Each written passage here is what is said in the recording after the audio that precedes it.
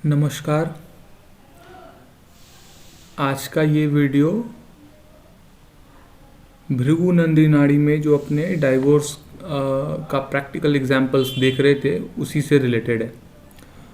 और ये जो हॉरोस्कोप है ये 1985 बॉर्न एक लेडी है, स्त्री जातक।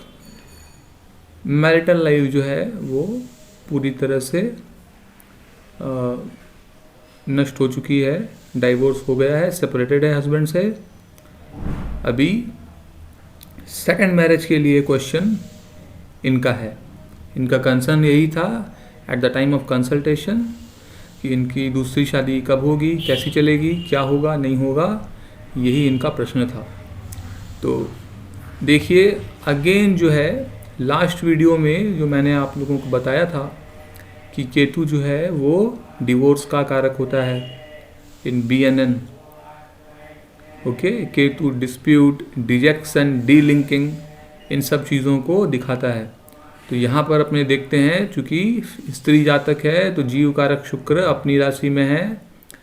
ओके, उसके आगे पीछे भी ग्रह हैं, 7th में भी ग्रह है मून, तो शुक्र बलवान है। लेकिन हुआ क्या है, क्योंकि जब बात आती है रिलेशन को देखने के लिए तो शुक्र नेटिव खुद हुई और मंगल उसका हस्बैंड हुआ, पति हुआ।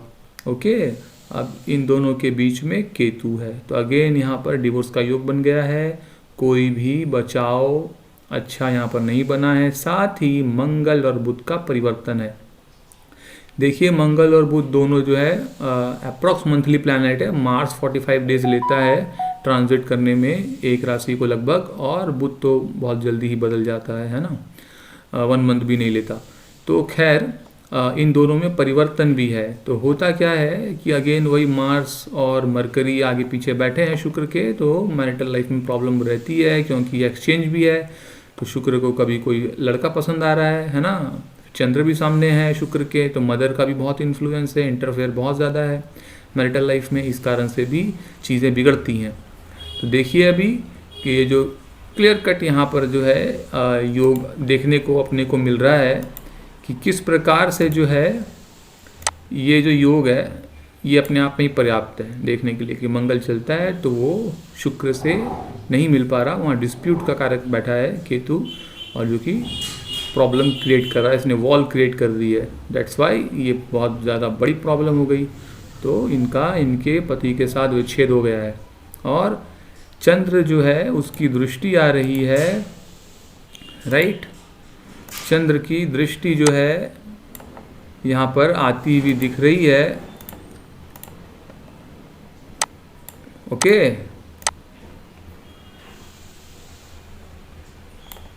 इस कारण से मदर का भी रोल यहाँ पर प्ले होता है। वो जो बात कहते हैं कि बेटी का घर जो है बर्बाद करने में उसके अपने ही गार्जियन का बहुत बड़ा योगदान होता है, तो यहाँ पर वैसी ही सिचुएशन है, करेक्ट। तो ये एक समस्या रही जिस कारण से विवाह इनका नहीं चल पाया है।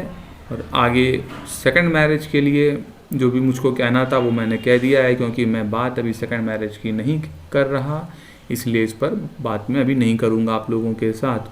तो अभी कोशिश यही है कि केवल केतु किस प्रकार से मैरिटल लाइफ को डिस्टर्ब कर रहा है उसको देखने का प्रयास अपने कर रहे हैं।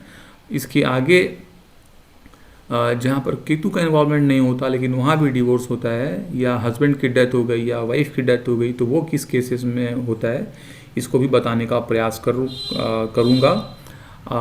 आज के लिए जो है वीडियो को इतना ही रखना है। कहना इतना ही है कि चीज़ें बहुत सिंपल है BNN में, आप सिंपल तरीके से देखने का प्रयास कीजिए।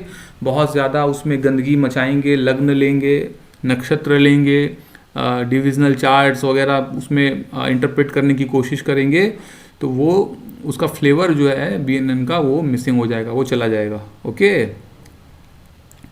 कहीं भी ऐसी सिचुएशन नहीं है कि आपको बहुत ज़्यादा जो है नक्षत्र पर जोर देना है, नक्षत्र के पद पर जोर देना है, या प्रोग्रेशन पर सो कॉल्ड है ना, बहुत ज़्यादा उसको जोर देने की आवश्यकता है नहीं।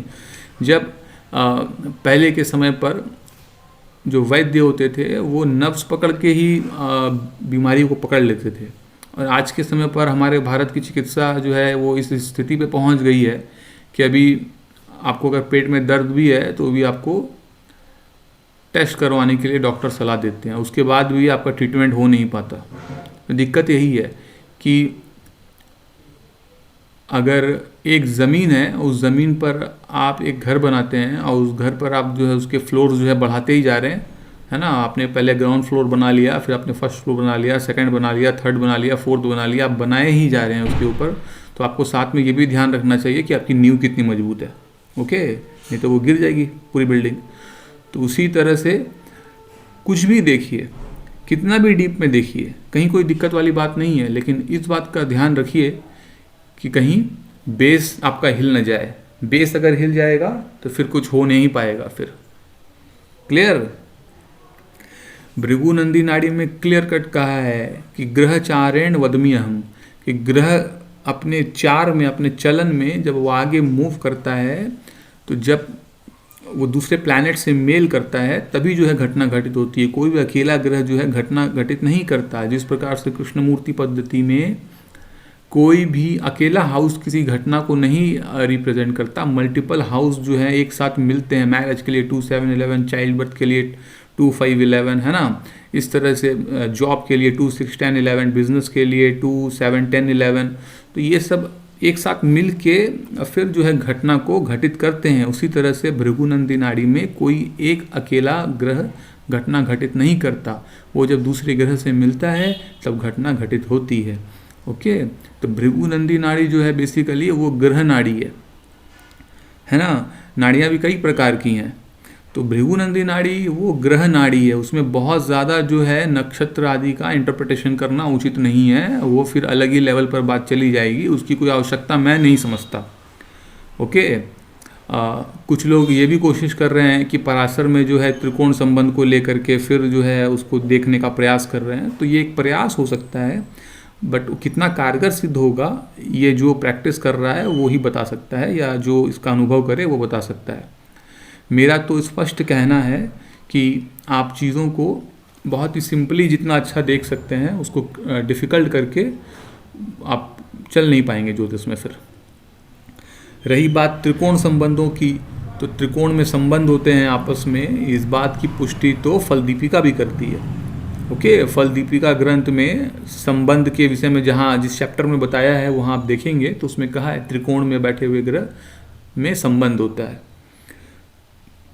तो ऐसा नहीं है कि कन्वेंशनल लिटरेचर आदि में जो है त्रिकोण की व्याख्या नहीं है बहुत अच्छे से है, लेकिन BNN की खूबी यही है कि ये आपको एग्जैक्ट जो है बताती है चीज़ों को। ओके, सिंपल जो है हम लोग एक तरह से अगर ये देखते थे कि पाप कर्तरी, पराशर आदि में देखते हैं कि ये पाप कर्तरी में आ गया, भाव आ गया, पाप कर्तरी में भावेश आ गया, कारक आ गया, तो फिर वो परेशानी है। लेकिन वो परेशानी क्या होगी, कैसी होगी, उसका क्या इंटरप्रिटेशन करना है, क्या फलित करना है ना। जैसे कि सूर्य से बनने वाला वैसी वासी योग, ओके, चंद्र से बनने वाला सुनफा अनफा दुर्धरा योग, तो इसको देखने के लिए तो वहाँ तो लिखा है भाई चंद्र से जो है द्वितीय में अगर बृहस्पति हो तो ऐसा होगा, ये फल होगा। लेकिन जब अपने उसको कारकत्व के बेस पर उसको जज करते हैं, अपने उसका एनालाइज करते हैं उसको, और फिर जब अपने फल बताते हैं तो वो ज़्यादा मतलब सटीक उतरता है और उसमें डेप्थ नॉलेज भी निकल के आती है और आप समझ भी सकते हैं चीज़ को। तो बहुत ज़्यादा अगर आप इसमें BNN में लग्न का इस्तेमाल करेंगे तो फिर वही जो शनि जो है वो अभी कर्म कारक था, वहाँ पर कोई और लग्न आ जाएगा, है ना। तो मान लीजिए कि भाई वहाँ पर मंगल जो है वो लग्नेश है, ओके, मेष लग्न की कुंडली है अगर व्यक्ति की, तब तो ठीक है। लेकिन अगर वो वृश्चिक लग्न की कुंडली है, करेक्ट, तो फिर सूर्य जो है वो कर्म का स्वामी बन जाता है, 10th लॉर्ड वो वहाँ पे सन बन जाएगा।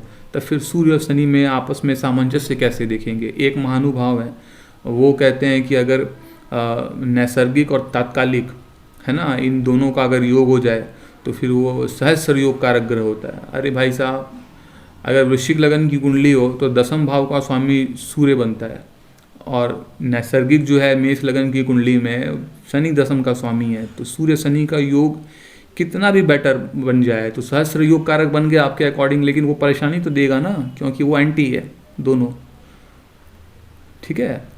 तो गवर्नमेंट में नौकरी भी मिल जाएगी तो वो सर्वाइव ठीक से कर नहीं पाएगा, वहाँ परेशानी आएगी, सीनियर्स उनको परेशान करेंगे। उसको राजदंड मिल सकता है, कोई अभियोग लगाया जा सकता है। अब वो फॉल्स है या रियल है वो अलग बात है, लेकिन तो इस तरह के जो प्रिंसिपल्स हैं कि वो नैसर्गिक और तात्कालिक मिलके जो है योग बनता है तो सहस्र योग कारक हो जाएगा, तो ऐसा हो जाएगा वैसा हो जाएगा, ऐसा है नहीं। तो फिर वहाँ पे एक समस्या बन जाएगी कि एक तरफ तो शुक्र जो है वो धन का कारक है भृगुनंदी नाड़ी में, अब कर्क लगन है तो फिर सूर्य हो गया है ना, सिंह लगन है तो बुध हो गया, तो फिर आप बुध को देखोगे, फिर आप शुक्र को देखोगे, फिर दोनों में क्या रिलेशन बन रहा है, क्या करना है नहीं करना। एक बार बृहस्पति बुध को टच करेगा, फिर अगले अगेन शुक्र को टच करेगा, तो कहाँ प्रेडिक्शन दोगे, फिर कन्फ्यूज़न आएगा ना। तो भृगुनंदी नाड़ी जो है ये निसर्ग के नियम पे चलती है। निसर्ग के नियम जो है वो सब व्यक्ति पर समान रहते हैं। आग का धर्म है जलना जलाना, उसके संपर्क में जो भी आएगा वो जलेगा, चाहे वो मेष लगन का व्यक्ति हो या मेष से लेकर के मीन लगन का व्यक्ति हो, उसकी राशि कोई भी हो, उसका नक्षत्र कोई भी हो, उसकी परवाह नहीं करनी। ओके, तो क्लियर कट है। सैटर्न कर्म कारक है। शनि अपने ट्रांजिट में, अपने गोचर में अगर अपने फ्रेंड्स का सपोर्ट उसको मिल रहा है ट्रांजिट के दौरान तो कर्म अच्छा चलेगा नेटिव का, इसमें कोई संशय नहीं है। और वहीं उसको अगर उसके एनिमी प्लैनेट्स मिलेंगे तो फिर परेशानी आ जाएगी। दैट्स ऑल, इतनी सी बात है, इसको समझने की ज़रूरत है। बहुत ज़्यादा चीज़ों को डीप में देखने की ज़बरदस्ती जो है उसमें नक्षत्र का इंटरप्रिटेशन करने की ज़रूरत मैं नहीं समझता। बाकी जो महानुभाव हैं जो उसमें नक्षत्र लगा रहे हैं ना, फिर प्रोग्रेशन लगा रहे हैं, फिर प्रोग्रेस जुपिटर जो है, फिर उसका डिस्पोजिटर लगा रहे हैं, फिर फर्दर अलग अलग लग्न बना रहे हैं, तो बनाइए, वो आपके लिए संभव है, सब लोगों के लिए संभव नहीं है। ओके, और उसको करके होना कुछ नहीं है, वहाँ पे क्लैरिटी नहीं आएगी। फिर ये भी ठीक है, वो भी ठीक है, ये अच्छा है तो वहाँ अच्छा हो रहा है, यहाँ बुरा हो रहा है, तो यहाँ एक टोटल एक कन्फ्यूज़ जो है आप हो जाओगे। तो चीज़ों को जैसा ऋषि ने बताया सिंपल रखिए। भृगुनंदी नाड़ी में कहीं भी नक्षत्र के बारे में जिक्र नहीं है। ओके, कि ये नक्षत्र में जन्मा हुआ व्यक्ति अगर है तो उसका ये फलादेश है, ऐसा कुछ नहीं है। ओके, आरजी राव ने भी लग्न की कुंडली ली है अपने बुक्स में, है ना, लग्न कुंडली का जिक्र किया है, लेकिन लग्न उन्होंने इंडिकेट किया है, लेकिन प्रेडिक्शन में यूज़ नहीं किया। तो क्यों अपने यूज़ करें, करेक्ट। तो कोई बात समझ में नहीं आती। बाकी नक्षत्र का योगदान बिल्कुल है, नक्षत्र कार्य करते हैं, बहुत डीपली एनालाइज करना है, अगर किसी घटना को देखना है, व्यक्ति के बारे में जानना है। सारावली है वो चंद्र नक्षत्र पर बहुत अच्छा मतलब फलादेश देती है, नवांश में चंद्र कहाँ है उसके ऊपर बहुत अच्छा फलादेश देती है। तो इन सब का इस्तेमाल होता है। तो लेकिन अभी जो है टॉपिक अपने लेके चल रहे हैं, उसमें अपने ये सब चीज़ कवर नहीं करेंगे क्योंकि इसमें है नहीं, और जब है नहीं तो करूँगा नहीं। अभी लोग सलाह भी दे रहे हैं कि ज़बरदस्ती कि नहीं भृगुनंदी नाड़ी में आप लग्न भी लीजिए, नवांश भी लीजिए, तो लीजिए, आपको रिजल्ट आ ही नहीं रहा है भृगुनंदी नाड़ी से सिंपली, तो आप जो है लग्न और नक्षत्र उसमें इंटरप्रेट कर रहे हो, ज़्यादा कुछ निकालने की कोशिश कर रहे हो कि एक कपड़ा अगर है तो उस कपड़े को अगर मैंने निचोड़ दिया है कस के, है ना, उसमें से पानी नहीं निकल रहा, तो कोई इंसान बोलेगा नहीं इसको और निचोड़ूंगा भले एक कपड़ा क्यों ना फट जाए, है ना, उसमें से निचोड़ के पानी मैं ही निकाल दूंगा, धूप में कपड़े को नहीं सुखाना, है ना। तो ये एक बात है, समझने की आवश्यकता है, चीज़ों को बहुत ज़्यादा क्रिटिकल ना करें। ओके, डिफ़िकल्ट और क्रिटिकल करने से परेशानी बढ़ जाएगी ज्योतिष में, क्योंकि भृगुनंदी नाड़ी पढ़ने का लाभ यही है कि कम समय में आप अच्छा कुछ देख सकते हो। डीपली देखना है, काफ़ी सारे टूल्स का इस्तेमाल करना है, नक्षत्र लेना है, डिविजनल चार्ट्स, आरूढ़ लग्न, कारकांश लग्न, है ना, फिर अष्टक वर्ग भी हो गया, मल्टीपल टाइप्स की दशाएं हैं, उन सब का अगर इस्तेमाल करना है, कई प्रकार के योग हैं, तो फिर बेहतर है हम लोग जो है पराशर आदि ज्योतिष का प्रयोग करें, जैमिनी ज्योतिष का प्रयोग करें। दिक्कत कहाँ है, आराम से करते रहें। पराशर सिद्धांत पर जो जितनी पुस्तकें आज अवेलेबल है उतनी कोई भी ज्योतिष की विधा पर उपलब्ध नहीं है ना। दर्जनों की संख्या में पुस्तकें अवेलेबल है क्लासिक्स के नाम पर, आप उसका अध्ययन कीजिए, लंबे समय तक आप पढ़ते रहिए और रिजल्ट उससे भी आता है, नो डाउट बिल्कुल आएगा। सिद्धांत को अगर एक्यूरेट लगाया जाए तो रिजल्ट आते हैं। तो ये सेकंड पार्ट वीडियो मैंने आप सभी के समक्ष रखा है। चैनल को अगर आप लोगों ने सब्सक्राइब नहीं किया तो सब्सक्राइब जरूर कर लीजिए और वीडियो को शेयर करना ना भूलें। किसी को भी अगर भृगुनंदी नाड़ी या conventional astrology, Parashar, Jaimini, KP, मैं सब पढ़ाता हूँ, किसी को कुछ भी पढ़ना है तो आप संपर्क कर सकते हैं। मेरे पास डिटेल में पढ़ाई होगी, सब चीज़ें आपको पढ़ाई जाएंगी, और रिकॉर्डिंग जो है वो मैं नहीं देता, क्लासेस का ज़रिया जो है वो ऑनलाइन ही होता है। अधिक जानकारी के लिए आप लोग व्हाट्सएप के माध्यम से संपर्क कर सकते हैं। कृपया कॉल न करें। धन्यवाद।